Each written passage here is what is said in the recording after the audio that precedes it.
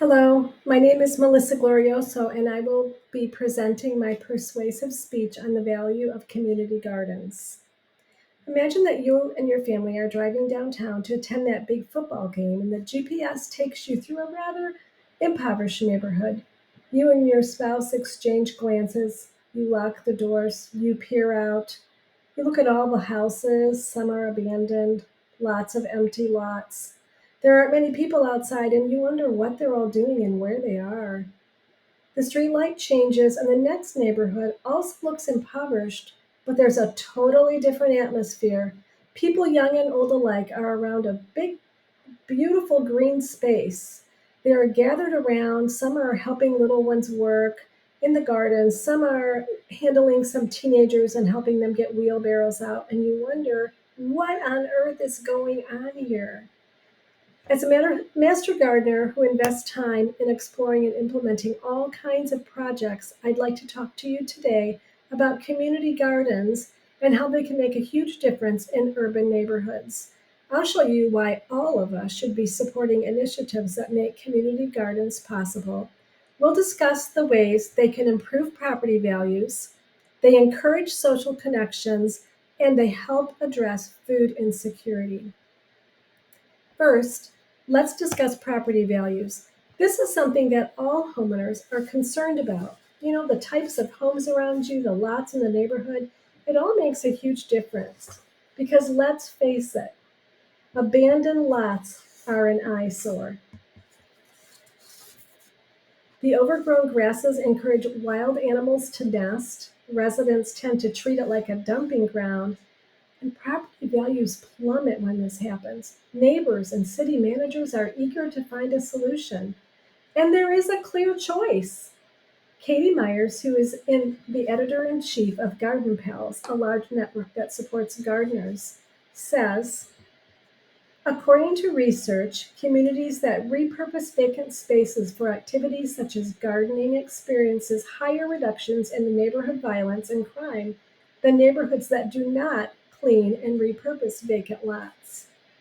These repurposed lots increase property values as they become gathering places, as they're beautified through nature, and as they are no longer an eyesore. Not only do community gardens increase property values, but there are also many social benefits to community gardens. Authors Teresa Gomez Villarino and Teresa Briz published an article with a very long title. The title is With Sustainable Use of Local Inputs, Urban Agriculture Delivers Community Benefits Beyond Food. Urban gardens based on sustainable principles help create healthier communities along with healthy food. In the article, they described the many social benefits of community gardens. They quoted a community garden manager as saying, the community garden is important, but not only for the food it can provide, it's also important to have a sense of community and to have the opportunity to work and learn together, appreciate differences, resolve conflicts, to extend a hand toward others, and to receive this benefit as well.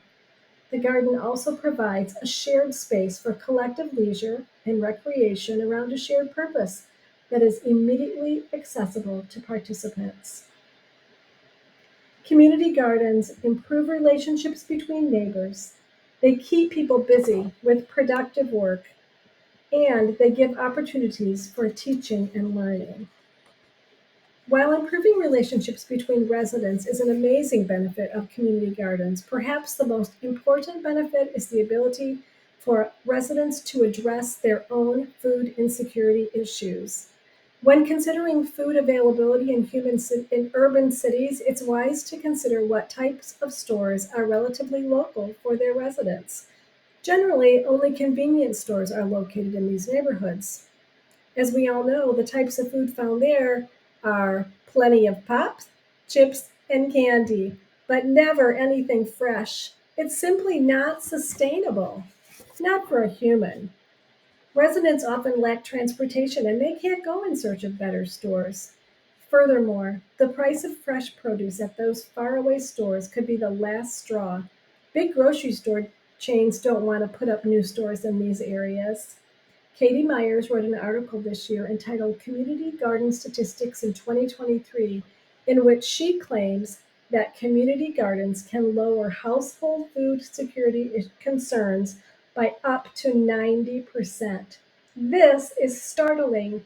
Imagine what type of impact on the health and welfare of adults and children alike that could be. Well, you've learned about three of the many benefits of community gardens. They improve property values, they encourage social connections, and they help address food insecurity. Now, I ask you to support initiatives that make community gardens possible. Encourage your local leaders to move ahead on plans, and perhaps even you can take the lead. Thank you.